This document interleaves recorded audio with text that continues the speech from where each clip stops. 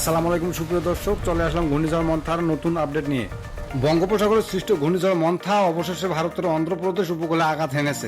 এটি কোথায় ল্যান্ডফল করেছে, কতটা ব্যাপক ক্ষয়ক্ষতি হয়েছে, কোন কোন অঞ্চলে সবচেয়ে বেশি প্রভাবিত হয়েছে এবং স্থানীয়রা কিভাবে বিপদের মোকাবিলা করছে বিস্তারিত জানিয়ে দেবো। ভিডিওতে সঙ্গে থাকুন। আর আপনি কোন জেলা থেকে দেখছেন আপনার জেলার নাম কমেন্ট বক্সে লিখে যান। আর সবার আগে সঠিক আবহাওয়ার খবর পেতে আমাদের চ্যানেলটি এখনই সাবস্ক্রাইব করুন। গতকাল রাতভর ল্যান্ডফল প্রক্রিয়া চলেছে কাকিনাড়া ও মাসিলিপত্তনমের মাঝারি অঞ্চলে।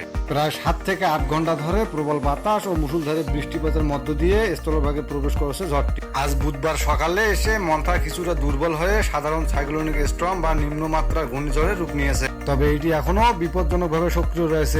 বিশেষ করে ভারতের অন্ধ্রপ্রদেশ ও উড়িষ্যা রাজ্যের উপকূলে প্রবল বৃষ্টি, জলাবদ্ধতা ও বিদ্যুৎ বিভ্রাটের খবর পাওয়া গেছে। ভারতের আবহাওয়া অধিদপ্তর জানিয়েছে, ঘূর্ণিঝড়টি স্থলভাগে প্রবেশের পর বাতাসের গতি কিছুটা কমে প্রতি ঘন্টায় ৭০ কিলোমিটার থেকে ৮০ কিলোমিটারের মধ্যে রয়েছে। ঝড়ের মূল কেন্দ্রটি এখনো স্থলভাগের ভেতরে অবস্থান করছে, তবে তার উত্তর পূর্ব প্রান্তের প্রভাব এখনো বঙ্গোপসাগরে রয়েছে। রাতের ভারী বৃষ্টিতে অন্ধ্রপ্রদেশের একাধিক জেলা প্লাবিত হয়েছে, বহু গাছ উপড়ে পড়েছে, ঘরবাড়ির টিন উড়ে গেছে, যোগাযোগ বিচ্ছিন্ন হয়েছে কয়েকটি গ্রামীণ সড়ক। প্রাথমিকভাবে জানা গেছে অন্তত একজন নারী নিহত হয়েছে যখন একটি তেঁতুল গাছ ভেঙে পড়েছে তার উপর।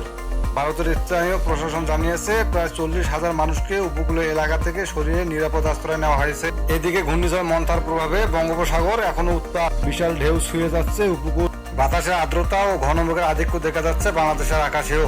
চট্টগ্রাম, কক্সবাজার, মংলা ও পায়রা বন্দরকে এখনো দূরবর্তী সতর্ক সংকেত দেখাতে বলা হয়েছে। আবহাওয়া অধিদপ্তর জানিয়েছে সরাসরি আঘাতের সম্ভাবনা না থাকলেও ঝড়ের বাইরের অংশ বাংলাদেশের উপর প্রভাব ফেলছে। আজ বুধবার দুপুর থেকে দেশের দক্ষিণ ও দক্ষিণ পূর্বাঞ্চলে বৃষ্টি শুরু হবে। সন্ধ্যার পর তা আরো ছড়িয়ে পড়বে। বরিশাল, খুলনা, পটুয়াখালী, চট্টগ্রাম ও কক্সবাজার এলাকায় দমকা হাওয়া বইতে পারে। কিছু স্থানে বজ্রসহ ভারী বৃষ্টিও হতে পারে। আবহাওয়াবিদদের বিশ্লেষণ অনুযায়ী ঘূর্ণিঝড় মন্থা এখন দুর্বল হতে হতে একটি গভীর নিম্নচাপে পরিণত হবে। তবে দুর্বল হলেও এর বৃষ্টির প্রভাব থাকবে। আজ রাতে এবং আগামীকাল বৃহস্পতিবার বাংলাদেশের দক্ষিণাঞ্চলে টানা বৃষ্টি চলবে, যার ফলে কিছু এলাকায় জলাবদ্ধতা দেখা দিতে পারে। খুলনা, বরিশাল ও চট্টগ্রাম বিভাগের নিম্নাঞ্চলে স্বাভাবিক জোয়ারের চেয়ে 2 থেকে 3 ফুট বেশি পানি দেখা দিতে পারে, বিশেষ করে উপকূলের খালে ও নদীর মোহনা। আজ সকাল থেকে দেশের অনেক জায়গায় আকাশ মেঘলা, মাঝে মাঝে গুড়ি গুড়ি বৃষ্টি পড়ছে। বাতাসে ঘূর্ণিঝড়ের প্রভাব এখনো টের পাওয়া যাচ্ছে। সমুদ্র তীরে ঢেউয়ের উচ্চতা বেড়ে গেছে এবং গভীর সাগরে থাকা সব নৌযানকে তটরেখার কাছাকাছি নিরাপদ স্থানে আশ্রয় নেওয়ার নির্দেশ দেওয়া হয়েছে। চট্টগ্রাম ও কক্সবাজারের জেলেরা জানিয়েছে সাগর থেকে ফিরতি ট্রলারগুলো উপকূলের কাছে নোঙর করা হয়েছে এবং সবাই পরিস্থিতির উন্নতির অপেক্ষা করছে। বাংলাদেশের জন্য আসার খবর হলো ঘূর্ণিঝড় মন্থা বাংলাদেশের উপকূলে সরাসরি আঘাত হানবে না, তবে বৃষ্টি, জলোচ্ছ্বাস ও ঝড়ো বাতাসের কারণে স্বল্প মেয়াদে ক্ষয়ক্ষতি হতে পারে। আবহাওয়া অধিদপ্তর জানিয়েছে আগামী 24 ঘন্টায় এই সতর্কতা বলবৎ থাকবে। আজ রাত থেকে উপকূলীয় এলাকায় মাঝারি থেকে ভারী বৃষ্টি হতে পারে, তাই নিচু এলাকার থাকার মানুষদের সচেতন থাকার পরামর্শ দেওয়া হচ্ছে।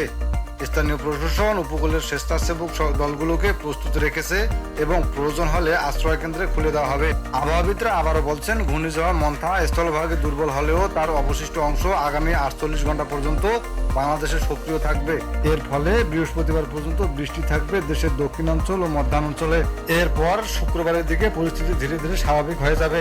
সবশেষে বলা যায় ঘূর্ণিঝড় মন্থা এখনো দুর্বল হলেও এর প্রভাব এখনো শেষ হয়নি। বঙ্গোপসাগরের আকাশে এখনো মেঘের ঘনত্ব ও অস্থিরতা রয়েছে, তাই সবাইকে সচেতন থাকতে হবে, বিশেষ করে উপকূলীয় এলাকার মানুষদের।